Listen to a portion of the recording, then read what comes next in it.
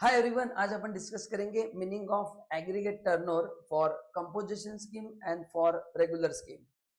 तो इसमें काफी बच्चों को कंफ्यूजन है, तो आज ये वीडियो के थ्रू सब मैं आपको क्लैरिटी देने वाला हूँ कि एग्जैक्टली टर्नओवर में क्या लेना है क्या नहीं लेना है, पूरा डिटेल में डिस्कशन करेंगे। तो आगे बढ़ने से पहले आप अगर हमारे चैनल पे फर्स्ट टाइम है तो चैनल को सब्सक्राइब करना है, बेल आइकन को प्रेस करना है एंड गारंटी देता हूँ आने वाले 10-15 मिनट में आपको पूरा क्लैरिटी आ जाएगा। तो सबसे पहले देखेंगे basic definition of aggregate turnover. तो एग्रीगेट टर्नओवर में क्या क्या आता है? Supply of goods, supply of service, exempt supply तीनों आते हैं, nil rated, wholly exempt, not taxable. Export भी आता है and interstate supply between deemed distinct person, ये भी आता है। तो ये नॉर्मल डेफिनेशन है टर्नओवर का। तो इसको थोड़ा मैं सिंप्लीफाइड फॉर्म में आपको दिखाता हूं, सब लोग ध्यान देना। तो अगर मैं बात करता हूं एग्रीगेट टर्नओवर, तो पहले आपको बताना चाहिए कि एग्रीगेट टर्नओवर का मतलब क्या है। ये पहला वर्ड है। तो same pan all India basis,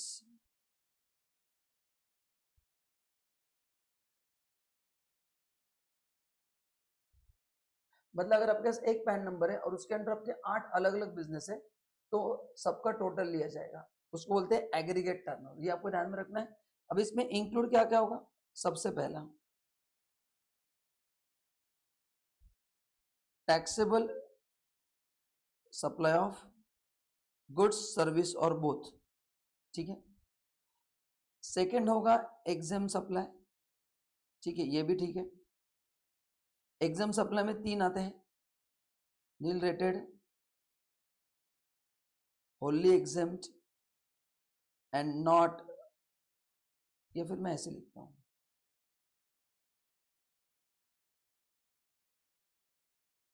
nil rated, wholly exempted, not taxable, ठीक है। उसके बाद आता है एक्सपोर्ट ऑफ गुड्स सर्विस और बोथ। उसके बाद आता है इंटरस्टेट सप्लाई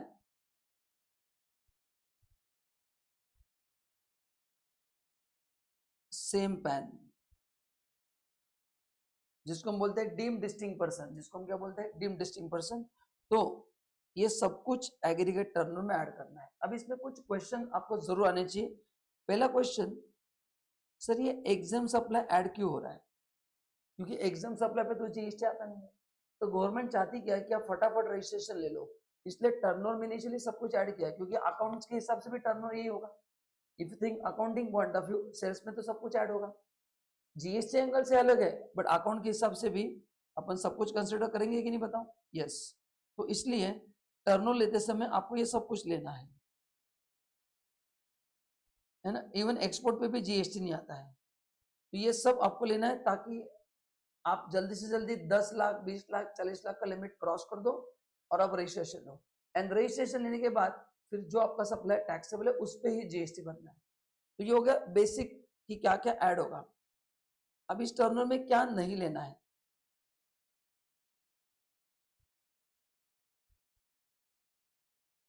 क्या क्या नहीं लेना है? इसमें आपको जीएसटी नहीं लेना है ना। अभी इसमें काफी लोगों का कंफ्यूजन है, सर जीएसटी कैसे आएगा? मैं तो रजिस्ट्रेशन के लिए अप्लाई कर रहा हूँ ना, जीएसटी मेरे पास कहाँ से आएगा? मतलब मेरे टर्नओवर पे जीएसटी कैसे हो सकता है? दोस्तों ये कौन सा जीएसटी है? आरसीएम वाला है। कौन सा है? आरसीएम वाला जीएसटी। अगर मैं कोई इनवर्ट सप्लाई जिसपे मैं जीएसटी भर रहा हूँ वो भी नहीं आएगा, देन सप्लाई अंडर आरसीएम वो भी नहीं आएगा। तो जो मेरा इनवर्ट सप्लाई है वो भी टर्नओवर में ऐड नहीं होगा, क्योंकि वो तो मेरा परचेस है। प्लस उसके ऊपर जो मैंने जीएसटी दिया है वो भी ऐड नहीं होगा। तो ये सब चीज आपको ऐड नहीं करना है। तीसरा, goods send to job worker for process, मतलब मैंने जॉब वर्कर को गुड्स भेजे हैं, वो प्रोसेस करके वापस देने वाला है, तो वो ऐड नहीं होगा।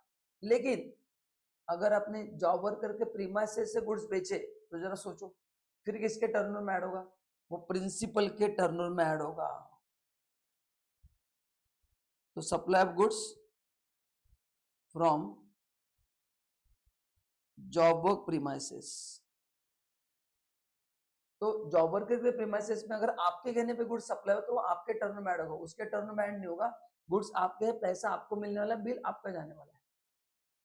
लेकिन जॉब वर्कर ने जो आपको सप्लाई किया है ना, मतलब उसने तो प्रोसेस करके दिया ना, अपने उसको सेल थोड़ी किया, तो वापिस आने वाले, तो ये टर्नओवर में ऐड नहीं होगा।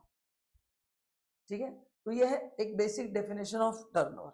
ये है basic definition of turnover. Composition scheme का जो टर्नओवर है ये मैं पार्ट 2 में पढ़ाऊंगा, तो इसके टोटल 2 पार्ट्स होंगे।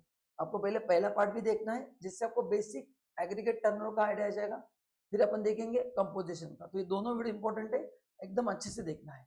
एंड वीडियो अच्छा लगा तो लाइक करना है, कुछ क्वेश्चन है तो कमेंट में जरूर टाइप करके भेजना। ठीक है, यहाँ तक क्लियर है? ओके, अभी मैं आपको एक क्वेश्चन पूछता हूँ, देखिए एक एग्जाम्पल लेते हैं।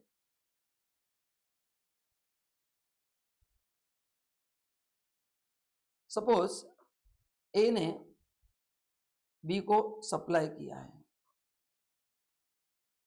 20 लाख, जिसको बोलते हैं ब्रांच ट्रांसफर है।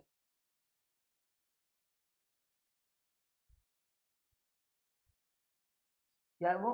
ब्रांच ट्रांसफर है। क्या है वो? ब्रांच ट्रांसफर, बराबर है। ये दोनों डीम डिस्टिंक्ट पर्सन है। ठीक है, अभी ए ने सप्लाई किया 20 लाख का, बी ने भी सप्लाई किया है 30 लाख का। मतलब ए एंड बी क्या है? डीम डिस्टिंक्ट पर्सन है, मतलब कोई एंटिटी है अंडर सेम पैन, उनके 2 ब्रांचेस है।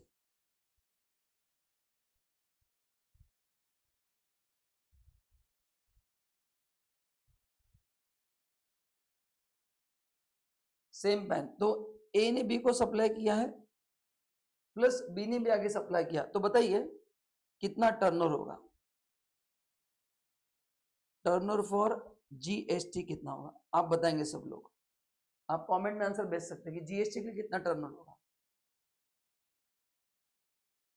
तो ए ने जो सप्लाई किया 20 lakh, as a branch transfer भी ऐड होगा और ये भी ऐड होगा, तो टोटल टर्नओवर होगा 70 लाख। क्योंकि ये जो ब्रांच ट्रांसफर है बिटवीन टू स्टेट्स, क्या करते हैं? उसको ऐड करते हैं, उसको क्या करते हैं? ऐड करते हैं। तो ये 20 लाख भी ऐड होगा जो ब्रांच ट्रांसफर का है, बाकी ए ने जो सप्लाई किया वो भी ऐड होगा, बी ने जो सप्लाई किया वो भी ऐड होगा, एंड ब्रांच ट्रांसफर भी ऐड होगा। लेकिन if I talk about accounting turnover for, अगर मैं लिखता हूं अकाउंट्स, तो अकाउंट्स में अपन ब्रांच ट्रांसफर को नहीं गिनते। अकाउंट्स में अपन 2 ही चीजें आएंगे, ये और 30, है ना। तो अकाउंट्स में ब्रांच ट्रांसफर को सेल्स नहीं मानते, जीएसटी में मानते हैं। तो जीएसटी के हिसाब से टर्नओवर अलग होगा एंड अकाउंट्स के हिसाब से टर्नओवर क्या होगा? अलग होगा। समझा क्या? तो इतनी चीजें अगर आपको पता है तो आप टर्नओवर आराम से कैलकुलेट कर सकते हैं। जो लिमिट है 10 लाख, 20 लाख, 40 लाख, ये उसका है। कंपोजिशन स्कीम की बात मैं बाद में करूंगा, ये वीडियो 2 पार्ट में अपन रिकॉर्ड करने वाले हैं। ठीक है, तो ये समझा आपको क्या क्या ऐड होगा, क्या क्या ऐड नहीं होगा। तो इन सब का टोटल अगर 10 लाख, 20 लाख, 40 लाख के ऊपर जाता है, डिपेंडिंग अपन आप कौन से स्टेट में हो, तो आपके लिए रजिस्ट्रेशन क्या होगा? कंपलसरी। नाउ और एक डेफिनेशन आता है इसमें, टर्नओवर इन स्टेट। तो अभी आपको समझना है कि aggregate turnover and turnover in state में फर्क क्या है। दोनों टर्नओवर ही है ना, फर्क क्या है? एग्रीगेट टर्नओवर इन स्टेट का मतलब क्या है? Same pan with in state.